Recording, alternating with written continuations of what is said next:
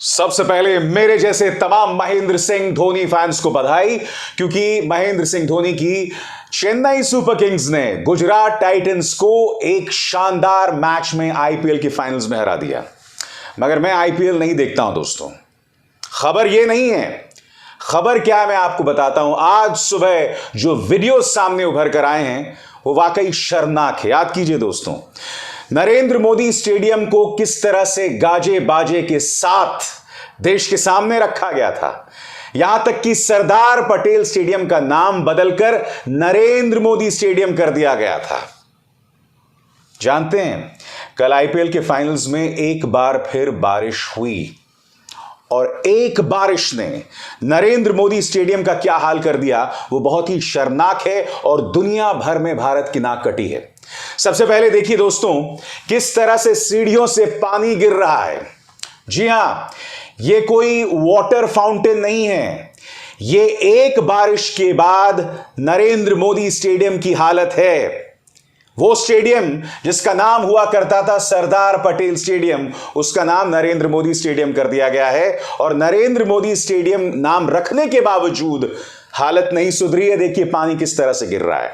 मगर खबर वो नहीं है, बारिश होती है और दुनिया भर के सामने बीसीसीआई अपने नाक कटवाती है, board of cricket control of India. कैसे, मैं आपको बताता हूं। बारिश होती है, पिच भीग जाती है और फिर आप देखिए किस तरह से पिच को साफ किया जा रहा है स्पॉन्ज का इस्तेमाल करके। दोस्तों, मैं आपको बतलाना चाहूंगा कि बीसीसीआई दुनिया का सबसे धनी क्रिकेट कंट्रोल बोर्ड है और बारिश के पानी को किस तरह से साफ किया जा रहा है स्पॉन्ज को लेकर। मेरे ख्याल से इन्होंने सीट जो है जहां दर्शक बैठते हैं उसको फाड़ के उसी स्पॉन्ज से ये लोग जमीन को साफ कर रहे हैं। ये नाक कटवाने वाली चीज नहीं है। मैं जानता हूं आप में से कई लोग कहेंगे कि इसमें नाक काटने वाली क्या बात हो गई। तो मैं आपसे एक सवाल पूछना चाहता हूं। यह तस्वीर देखिए, इंग्लैंड क्रिकेट बोर्ड जो है वो अपने गीले ग्राउंड को साफ कर रहा है इस मशीन के साथ। ईसीबी जो है ना, वो बीसीसीआई के मुकाबले बहुत नीचे है पैसे के मुकाबले में। देखिए ईसीबी किस तरह से अपने ग्राउंड्स को साफ कर रहा है, मगर हम क्या कर रहे हैं दोस्तों, हम स्पॉन्ज लेकर साफ कर रहे हैं जमीन को। मैं आपसे सवाल पूछना चाहता हूं, क्या इससे देश की नाक नहीं कट रही है? सबसे बड़ी बात, नरेंद्र मोदी स्टेडियम नाम बदलने से क्या वो स्टेडियम वर्ल्ड क्लास हो गया? देखिए किस तरह से छत को फाड़ते हुए पानी गिर रहा है। एक बारिश ने नरेंद्र मोदी स्टेडियम की हालत कर दी। मैं आपसे एक सवाल पूछना चाहता हूं, अगर स्टेडियम की छत से इतनी आसानी से पानी गिर रहा है तो कोई बहुत बड़ी आपदा भी हो सकती थी। वो आपदा नहीं हुई, मगर यह भविष्य के लिए चेतावनी है कि आगे अगर इस तरह से छत टपक रही है तो आगे छत गिर भी सकती है। भाई, हमें इन तमाम संकेतों पर ध्यान रखकर एक्शन लेना होगा। हम आंखें नहीं मूंद सकते हैं। सबसे शॉकिंग बात, बीसीसीआई का सबसे ताकतवर आदमी, देश के गृह मंत्री अमित शाह के बेटे सुपुत्र जय शाह कल यह तस्वीर में देखे गए। आखिरी ओवर में दोस्तों यह तस्वीर वायरल हो रही है उनकी। इसके बारे में नहीं कहना चाहूंगा। मेरे ख्याल से यह तस्वीर और गौतम गंभीर की यह तस्वीर, ये दोनों तस्वीरें जो हैं आईपीएल की सबसे शर्मनाक तस्वीरें हैं। मुद्दा वो नहीं है। मैं पूछना चाहता हूं कि सीएनबीसी ने आज से कुछ दिनों पहले जय शाह को यह पुरस्कार दिया था। देखिए क्या पुरस्कार दिया था। CNBC TV18 India Business Leader Awards proudly presents Game Changer of the Year Award to the Board of Control for Cricket in India, BCCI. Thank you, Honorable Minister. I would like to thank jury and CNBC for this honor and respect. Jay Shah के बारे में कहा था game changer, यानी कि game को बदल देने वाला। यह कहा गया था कि इन्होंने बीसीसीआई की काया पलट कर दी है। आपके सामने हकीकत है दोस्तों। नरेंद्र मोदी स्टेडियम भारतीय जनता पार्टी के राजनीति का सबसे अहम हथियार, उस स्टेडियम की यह हालत है। जमीन पर पानी है तो आप स्पॉन्ज से जमीन साफ कर रहे हैं। जिस तरह से इंग्लिश क्रिकेट बोर्ड जो है वो इस मशीन का इस्तेमाल करता है, आप नहीं करते हैं। बात वहां नहीं रुकती है। हेलो मैगजीन ने देखिए जय शाह को क्या पुरस्कार दिया था। गेम चेंजर, इन्फ्लुएंसर, ये तमाम पुरस्कारों से जय शाह को नवाजा गया था और परिणाम क्या है वो आपको दिखाई दे रहा है। मैं आपको याद दिलाना चाहूंगा दोस्तों, नरेंद्र मोदी स्टेडियम के उद्घाटन के वक्त पर देश के गृह मंत्री अमित शाह ने क्या कहा था कि 1,32,000 लोगों के लिए स्टेडियम बन रहा है। इस स्टेडियम का इस्तेमाल सिर्फ और सिर्फ राजनीति के लिए किया गया दोस्तों। याद कीजिए, डोनाल्ड ट्रंप को बुलाया गया था इसी स्टेडियम में। लम्हा याद है कि नहीं आपको? कोरोना के लॉकडाउन से कुछ हफ्तों पहले, याद है कि नहीं आपको? इस तरह से उनकी इज्जत अफजाई की गई थी।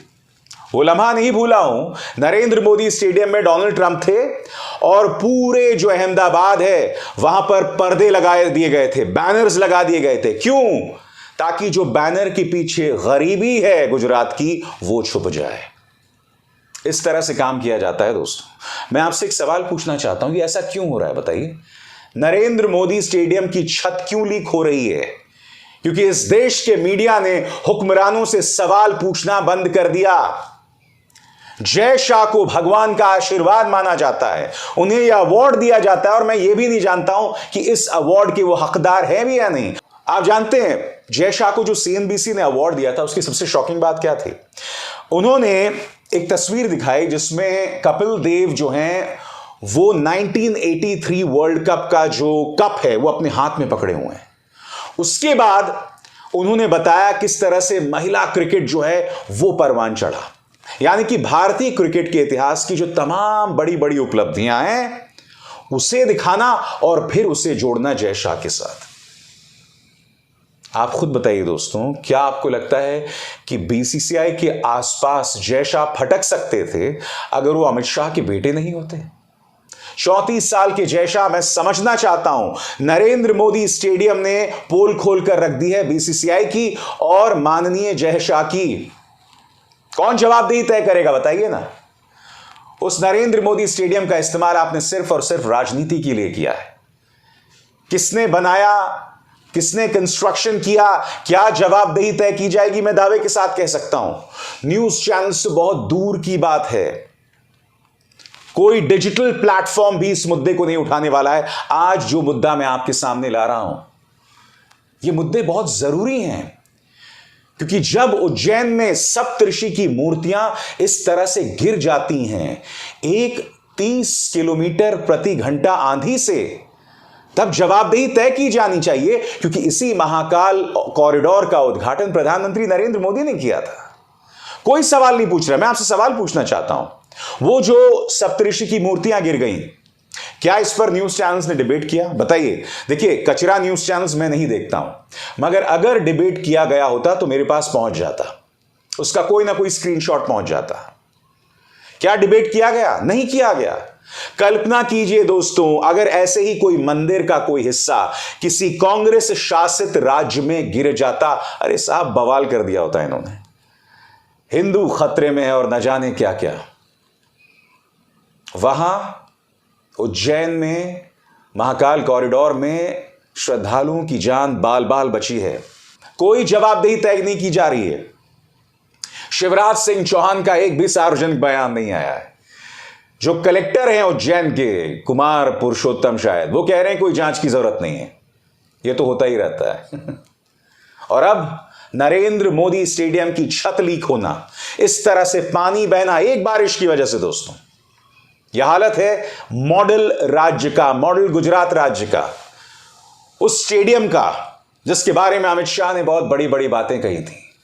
इनसे कोई सवाल नहीं पूछेगा दोस्तों। उल्टा आज जो ये मैं मुद्दा उठा रहा हूं आपके सामने, इनकी जो भक्त मंडली है, इनके जो अंध भक्त हैं जो यहां से पैदल हैं, वो मुझे ही अनर्गल बातें कहेंगे, मुझे ही अनाप शनाप कहेंगे। मगर आप मुझे बताइए ना, ये जो मैंने तस्वीरें आपको दिखाई हैं, क्या इससे देश का नाम रोशन हुआ है? और ये तस्वीरें बार बार दिखाई जा रही हैं, क्यों? और ऐसा क्यों हो रहा है? क्योंकि बीसीसीआई अब पूरी तरह से राजनीति में, खासकर बीजेपी के राजनीति के कब्जे में है। अनुराग ठाकुर बीसीसीआई में, उनके भाई आईपीएल में, राजीव शुक्ला कांग्रेस से जुड़े हैं वो बीसीसीआई में, जय शाह बीसीसीआई, ज्योतिरादित्य सिंधिया के बेटे जो हैं वो Madhya Pradesh cricket control board से जुड़े हुए हैं। आप पूरे देश में जो क्रिकेट कंट्रोल बोर्ड है उन पर निगाह डालिए, 90% पर भारतीय जनता पार्टी काबिज है, कुछ जगहों पर इक्का दुक्का जगह पर कांग्रेस के नेता है। इसीलिए यह हालत हो रही है क्रिकेट की। खैर सच बताऊं तो मुझे आईपीएल की कोई परवाह नहीं है, क्योंकि आईपीएल से मुझे लगता है कि क्रिकेट जो है वो कमजोर होता है। मगर जो हमने नरेंद्र मोदी स्टेडियम में देखा और कल जो ग्राउंड में हमने देखा, जिस तरह से स्पॉन्ज के जरिए गीले ग्राउंड को साफ किया जा रहा है, वो बहुत शर्मनाक है। जबकि इंग्लिश क्रिकेट कंट्रोल बोर्ड इस तरह की मशीन्स का इस्तेमाल करता है जो हम कर सकते थे। हमारे पास पैसे हैं, मगर वो पैसे कहां जाते हैं, किसकी जेब में जाते हैं, ये हम नहीं जानते। अभिसार शर्मा को दीजिए इजाजत। नमस्कार।